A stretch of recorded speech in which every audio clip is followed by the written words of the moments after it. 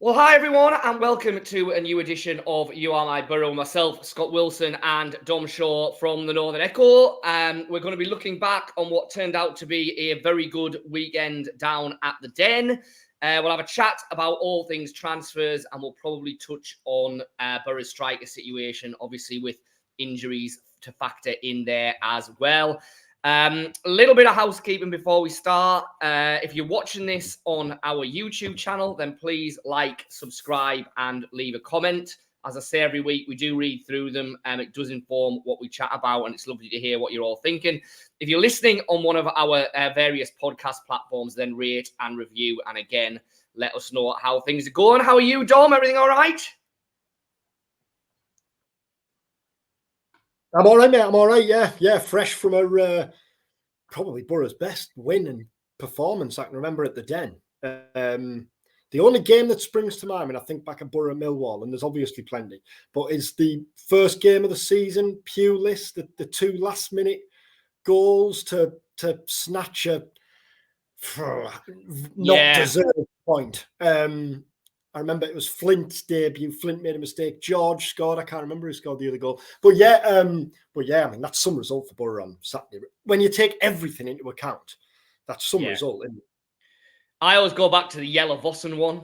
And I know I've thrown that in, I think, for kind of best Boro individual displays. I mean, that was a game that came from absolutely nowhere. So it was a real outlier. And obviously the Vossen performance was a real outlier as well. So it probably doesn't really follow Saturday, because Saturday feels like part of a kind of much wider narrative at the moment of Boro really gathering momentum now, starting to get players back, as kind of Carrick alluded to after the game, and just getting themselves into a really good position for the second half of the season, because it felt like, above all else, that's what this win did, didn't it? It put them right back into the heart of the playoff mix. Well, when they go 1-0 down after 10 minutes, having arrived late, with the fatigue of Chelsea and Boro looked drained early on, then that obviously the Coburn blow, which we're going to talk about, when you take all these things into account, after 10-15 minutes you're thinking, Watmore was in the mood, this is going to be a rough afternoon. First 5-10 minutes of the second half, I'm sat there thinking, if Boro can get away with a point here, then that's a really good point to take into that Rotherham game, which you'd look to win. And we talked about it last week, didn't we? If we can get 4 points out of that, to kick on as they did in the win and to win. And Joe Edwards talked about it afterwards, how he turned around and looked at Boro's bench and talked about the wow factor, basically. Looked at the likes of Hayden Hackney, Lewis O'Brien, Marcus Force, the options that Michael Carrick had. Now, that's a big change, isn't it? Because if we go back to the Coventry game that you were at, and my analysis on Sunday was basically all on that Boro had these game changers from the bench. Yours, a couple of weeks ago, was the fact that Boro ran out of steam and had, really, with respect to the young lads, no one on the bench to come on. It feels like there's been a big change in the last couple of weeks to the options, with the obvious exception of up front, where there's clearly a priority now to bring someone in, which we'll talk about more. Yeah. But yeah, just having that bench. I mean, the midfield, the attacking midfield, deciding who's going to miss out and who's going to play in those positions in the coming weeks. I don't envy Carrick there. And obviously, as well as the bench, you've got the fact that there was 2 new signings in there as well. And we've touched, I think, in the last video about how kind of refreshing it is to see Boro doing pretty strategic business early in the window. And in Azaz and Ayling, they've signed 2 players who, a load of championship experience. Obviously, Azaz had been playing in the championship first half of the season, and Ayling, while he dropped out of the Leeds team, clearly, he spent his life playing there. So 2 players that were capable of going straight in and hitting the ground running. And that was another big factor, I think, at the weekend, that all of a sudden, add those 2 into the mix, and the squad really is starting to look stronger. Yeah, I think it was no surprise to see Azaz go. Well, actually, I didn't think he'd go straight into the 11, but I wasn't surprised that he did, if that makes sense. Yeah. He's played the first half of the season for Plymouth and been a key man for them. I think the fact Ayling went straight in shows why, one of the reasons why Boro was so keen to sign him, because even though he hasn't been playing regularly for Leeds, I think when I looked, he played maybe 35 minutes of championship football since mid-October, 3 months. but he's the type of character where you just know there's never going to be any concerns about fitness, about being off the boil, about having maybe switched off mentally. And clearly that was one of the reasons why Boro was so keen to bring him in. And I thought he had a really, really good debut at right back, considering what he'll have had 1-2 training sessions with him, maybe 1.5.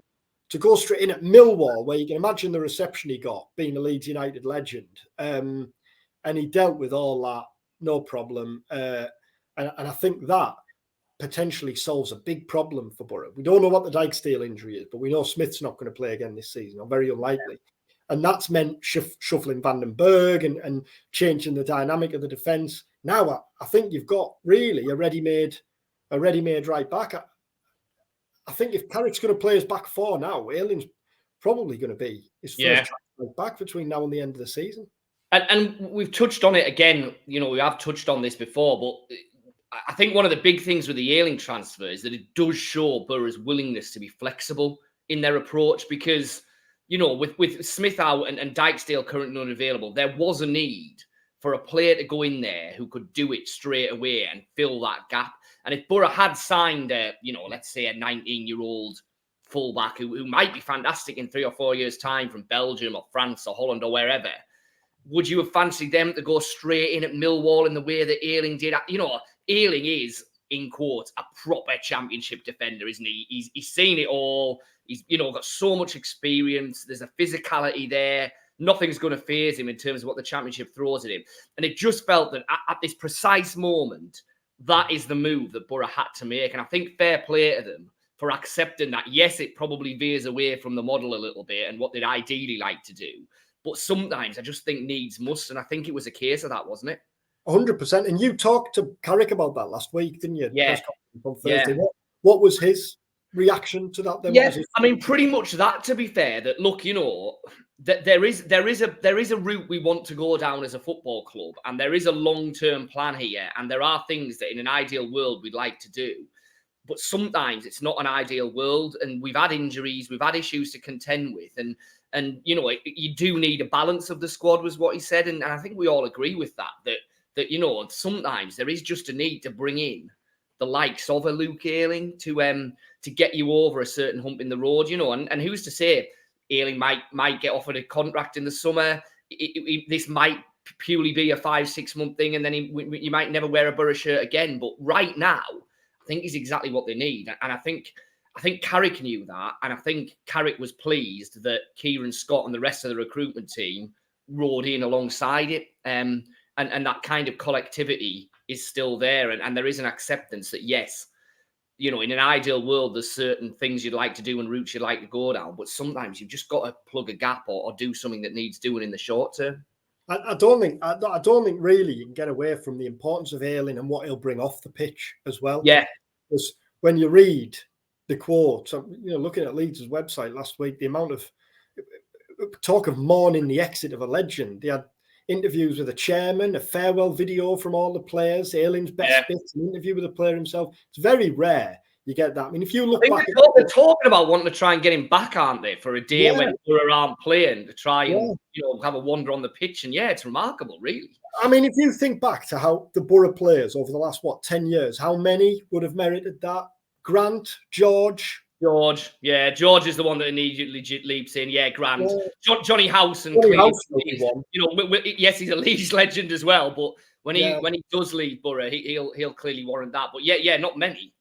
But when you read Fark talking about how what he did off the pitch, and I think there's words to the effect of, and there's something online this morning, a piece online on Ayling's time at Leeds. But Fark's words to the effect of, I've never come across a player who's so important in the dressing room, and I think he said something like, I don't say that compliment lightly, or something like that, which shows why he was clearly reluctant to let him go, but I think also the fact that he didn't want to stand in his way, and when the opportunity presented himself, because clearly he wasn't going to play. And Azaz, I think just quickly on the signings, I think Azaz looked good as well. In a difficult first half when Boro were up against it, he looks a ready-made fit for that number 10 role. He played one lovely little blind reverse pass into Rodgers after good build-up on the right from Ayling, funnily enough. And straight away, I think, in the most difficult game, really, because it was only after he went off that the game really opened up, and the likes of Rodgers and what have you could do whatever they wanted, really. But I think you could clearly see straight away why he looks like being a good signing. It's, when you think of McGree and Silvera coming back, the options in that attacking third and the attacking midfield role, it's going to be tough, isn't it, to decide who plays in those roles. Well, there's an awful lot of options there for Carrick. The fly in the ointment clearly is that at the minute one of them is having to play up front. So let's get straight onto that. I mean, I haven't kind of said all of season really on these vids that Rodgers is not a number 9 and kind of probably unfairly got judged as a number 9 at the start of the season. Well, he finds himself as a number 9, and in fairness to him in that second half in particular, probably as good a number 9 display as we've seen from him, really. But the fact is that he's having to play there out of position at the moment because, as we know, Latte injured, with Carrick saying it's going to be a number of weeks. And then Coburn obviously joining the injury list as well at the weekend. Now, that is much more of a game-to-game management thing, isn't it? He's got this groin issue that we know about. It's having to be managed very carefully. Clearly, he's certainly not capable of playing 3 games in a week. At the minute, it doesn't necessarily look like he's capable of playing even back-to-back weekend games. So I guess there's 2 things there. One, with Force back, who Carrick obviously after the game flagged up as, well, look, that is an option there. As things stand at the minute, who do you think Boro's best option to play as the 9 is? And does it make it inevitable that on that ticker that we've got running along the bottom at the minute with the transfers so far, that come the end of the month, there'll be a third name on the in section there and it will be a striker? I think Force, in answer to your first question, probably Force. Although Crooks, interestingly, given that he played there last season for Boro, hasn't this season, has he? But no. Carrick said afterwards he's definitely an option there. Force has played there. Now, he hasn't played there under Carrick, or he hasn't played there much. But I think Force is probably the best options of the players you've got now. But I think that's the key, isn't it? It's options. It's kind of thinking who's going to be the best fit, which clearly isn't ideal for a team that otherwise is really kind of coming together. I think it's inevitable now that we know Boro are looking to sign a striker. They've been looking to sign a striker since the start of the month. I guess at the start of the month, the pressure wasn't on as much because the feeling was, well, if we don't get the right player, it's not the end of the world at all. We've got Coburn and Lath. Now, clearly the priority will still be getting the right player. Even in this position, they're not going to go out and buy someone who they don't think's the right fit. But there's clearly an urgency now, and it's clearly a more pressing issue. Carrick afterwards kind of said it all depends on the injuries, obviously. If the long term, we might look at it. Now, I think it's obvious that he's not going to come out and start shouting from the rooftops that Boro are desperate for a centre forward, because suddenly that flags to all the selling clubs, although I think it's much more likely to be a loan if Boro do get one in. That there's a desperation there. I think the kind of interesting thing is, and it goes back to what we were talking about at the start of the month, there's no obvious Premier League loanee, whereas there might have been in the past. Well, so I'll jump in here because I think at the minute now there is one obvious Premier League loanee, which is Kiefer Moore, and it's interesting that quite literally half the Championship are in for Kiefer Moore, and I think that just shows how difficult it's going to be for Boro to make a Cameron Archer style signing, which is that's the dream in this January window for Boro, isn't it? That you bring in a Premier League loan player who's ready to go, 6 months, no strings attached, doesn't necessarily limit the long-term development of Latte and Coburn. It does the job between now and the end of the season. Well, Kiefer Moore is probably, around as good as you're going to get with that. He obviously scored for Bournemouth in the Cup last week. But as I say, my understanding from covering Sunderland's interested in him is that there is at least 8 Championship clubs seriously in for Kiefer Moore, offering Bournemouth various things to try and get him. So that suggests to me that if any Premier League loan player becomes available that Boro will be interested in, they're going to be in a battle with half the Championship. And Boro clearly, Boro have a lot to sell in terms of selling points to bring a player. I don't think that's going to be difficult. But I think the main one, the main selling point, if you're a Premier League club and you've got a player going out on loan, probably more so if it's a young player. I think Moore's slightly different. Is that you clearly want him to go and play now. Yeah. Moore's slightly different in that. I think Moore will probably just come down to money, won't it? Because Bournemouth are clearly just wanting him off the books because he's not going to play that much there. He'll be on a reasonable wage. He'll be on a pretty decent wage, let's be honest. So, so I think, but you're right. If it's an Archer style, then that's a club wanting him to go and play, isn't it, to develop? Yeah. Whereas Moore's slightly different.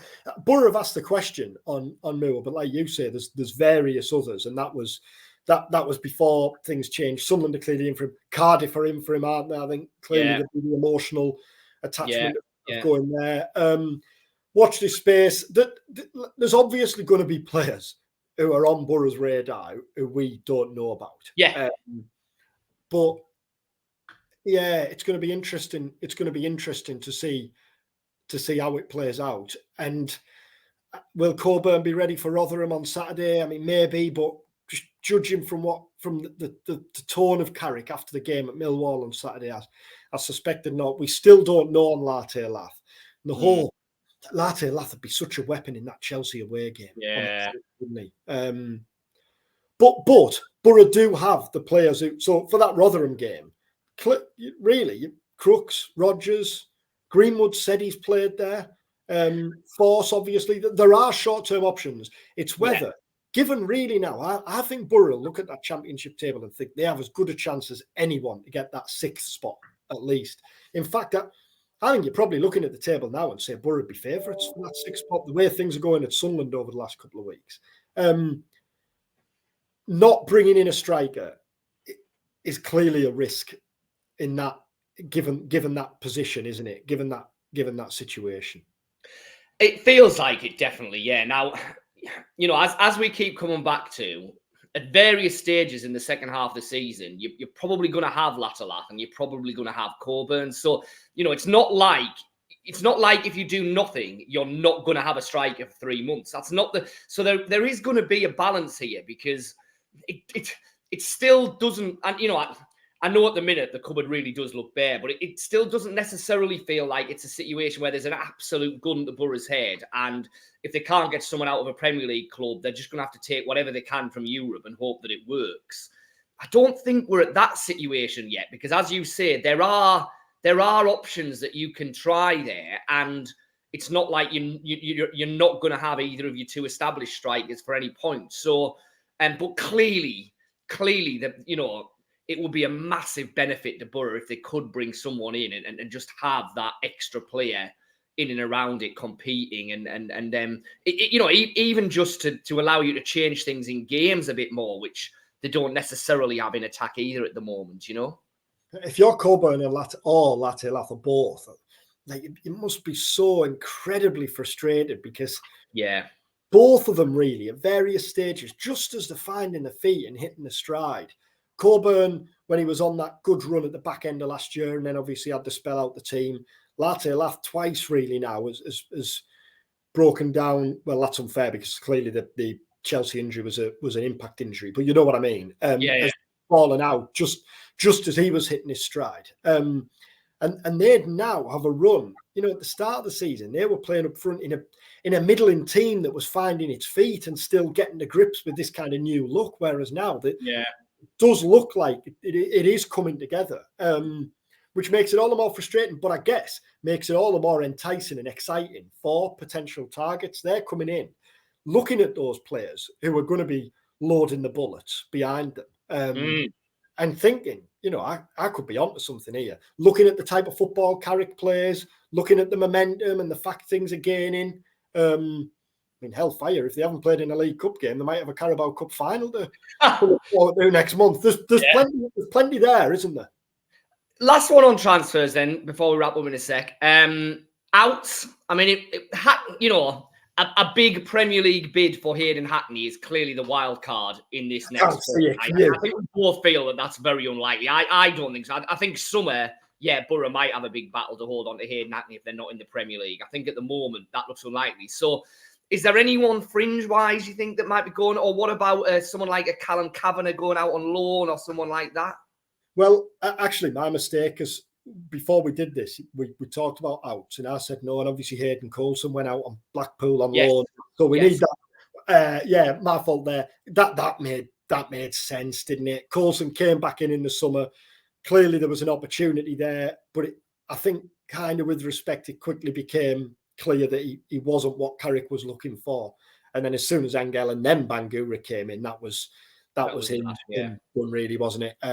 That makes sense for him. I think he's still got 18 months left on his deal, so hopefully that works for him, and maybe he can get a permanent move and kick on. Is he 25 now? McNair, contract in the summer. Obviously, things can quickly change, but I think from what I gather, as things stand at the minute, there's certainly no expectation that he's gonna be gone before the end of the month. Carrick was asked on McNair's injury situation last week, not his contract situation or the injury situation, and he was saying not in training yet, but felt like maybe a couple of weeks away. It's certainly getting nearer, so I think McNair probably will be back available by the end of the month. But clearly, with someone like McNair, the decision would be if in the last few days a club comes in and then with 6 months left, you assess your options. Have we got enough? But Boro are absolutely not pushing him out the door. No. And then, loan players. I mean, you'd look at Callum Kavanagh and think he could probably do with that. And yet, at the minute, he's what you'd class as maybe the only fit, recognised centre forward. Yeah, even and yet he's not playing, is he? Let's be brutally honest. He's even with that in mind, he's probably not going to play. He's not ready yet, is he? So I think loans for the likes of Kavanagh, Alex Gilbert, a player who feels like a player who would probably benefit from a loan. Yeah, absolutely. Because that area that we've talked about where he plays, he's so far down the pecking order, really, isn't he? Because there's so much competition there. Yeah. So I think Gilbert is an obvious loanee. Other than that, I agree on Hackney. I'd be amazed. Clearly, obviously, say this with not wanting a bid to come in. I'd be amazed if one landed this month. Yeah, we talked about at the start of the month, didn't we? Feels like a Jack Clark is more likely to be the type of player in this window, someone who can make a difference, particularly in an attacking sense. Hackney feels more like a summer investment, doesn't he? Well, let's hope he's not a summer investment for anyone, full stop, but he stays. Yes. That does feel more likely.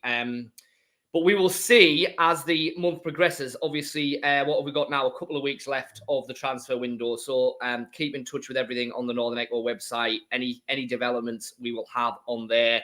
We'll be speaking to Michael Carrick, obviously, at the back end of the week, and we will have another catch-up where we will focus much more on the Rotherham game this weekend. Haven't really touched on that in this vid, but we will at the back end of the week. So have a good week. We'll see you then. We'll preview the visit of the Millers to the Riverside. But for now, thanks for watching. You are my Boro.